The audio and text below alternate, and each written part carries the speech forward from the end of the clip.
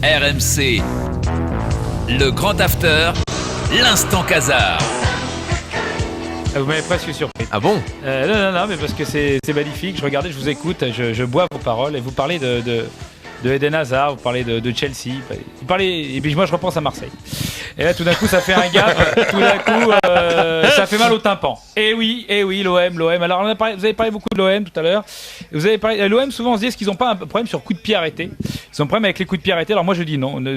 J'ai regardé les matchs, les joueurs, ils ont un problème avec les joueurs arrêtés. Je pense que c'est quand même le plus gros problème de l'OM. Alors on peut pas dire que tu vois, c'est pas que c'est des plots, parce qu'un plot, à un moment donné, tu le places à un endroit, il a peut-être une chance de trouver la balle. Tu vois, c'est un peu comme une horloge qui arrive, même quand elle est arrêtée, elle est 2 fois dans la journée à la même heure, à la bonne heure. Mais non, mais l'OM, en fait, les mecs ils se débrouillent toujours pour être un petit peu mal placés, toujours un petit peu, hop, la balle arrive, hop, je mets un peu comme des toreros, tu vois. Alors Anigo, il a dit à la marre, il veut des hommes, il veut que les mecs ils sortent les couilles, il veut que les mecs ils mettent les couilles sur le terrain. On met les couilles. Alors le problème c'est qu'à force de mettre les couilles sur le terrain, il va falloir une bâche en forme de slip, parce que moi je sais pas ce qu'il veut faire de son équipe.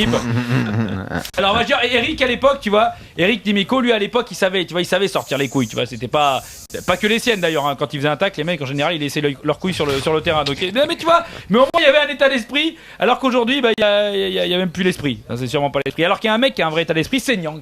Et Nyang, oui. Nyang qui a eu un accident de voiture. Alors il y a 2 ans déjà, il avait été gaulé 2 fois sans permis. Hein, c'était à Caen et à Milan.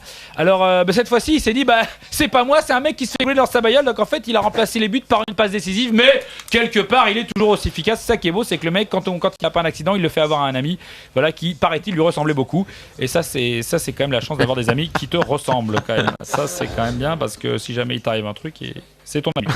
Voilà, donc un truc beaucoup moins drôle. Vous avez vu que le président de Monaco, l'ancien président de Monaco, est décédé par le Michel Pastor, hein, puisque Javier Pastor lui aussi il est décédé. Mais ça n'empêche pas d'être de temps en temps titulaire et de rentrer en cours de match. Comme quoi, tu vois, tout espoir n'est pas perdu. Alors aujourd'hui aussi, il y a eu 3 buts entachés d'un hors-jeu en Ligue 1. Je sais pas, évidemment, on se demande. Alors ça relance toujours le débat.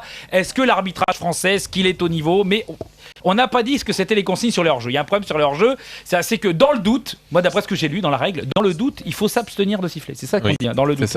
Et le doute profite à l'attaque. Seulement les arbitres à chaque fois, ils sont sur 2. Donc s'ils sont sur 2, ils doutent pas. Donc s'ils doutent pas, ils doivent pas privilégier l'attaque. Donc ils doivent siffler. Alors que parce que s'il y a pas hors-jeu, là il doit siffler. Enfin s'il y a hors-jeu mais qu'il est pas sûr qu'il y a hors-jeu, il siffle. Mais s'il est sûr qu'il y a pas hors-jeu, alors à ce moment-là, il siffle le hors-jeu.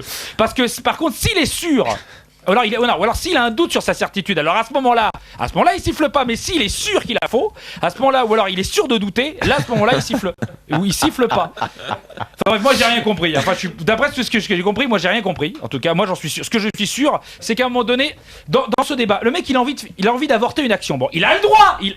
Le problème c'est qu'en ce moment on est en place sur une loi contre l'avortement, même en Espagne. T'as pas le droit d'avorter une action. Moi je dis, si t'as envie d'avorter une action, tu dois pouvoir avoir le droit. Alors après, est-ce que c'est parce que l'action elle est volée ? Est-ce que c'est à un moment donné t'as été agressé pour faire ton action ? Moi je dis qu'on a le droit. Je suis pour le droit à l'avortement des actions. Déjà que j'étais pour que le mariage des coiffeurs, des danseurs, des stewards et des concierges d'hôtel. Donc je suis pour qu'on puisse avorter une action.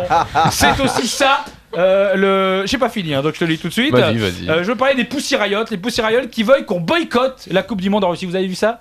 C'est génial. Non, mais c'est vrai, c'est facile. Tu demandes à des sportifs de boycotter une épreuve, hein, c'est évident. Alors moi je dis que le meilleur moyen de boycotter la Coupe du Monde, ça serait tout simplement, sans faire chier sans demander aux mecs de le faire, tu mets Nasri, Benzema, Toulalangour, Cufer Ribéry, tu les remets ensemble dans la même équipe, je peux te dire que t'as pas besoin de boycotter, normalement, naturellement, on devrait ne pas y aller. Alors moi, ils me font marrer les Pussy Riot.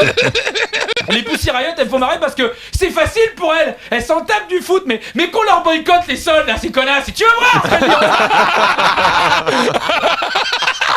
Ça va faire du bien à beaucoup de monde et ça va faire plaisir. Moi je te dis, sinon, mais il y a des mecs courageux quand même. Parce qu'à Sochi, par exemple, il paraît que le Botswana a décidé de boycotter le biathlon et le saut à ski.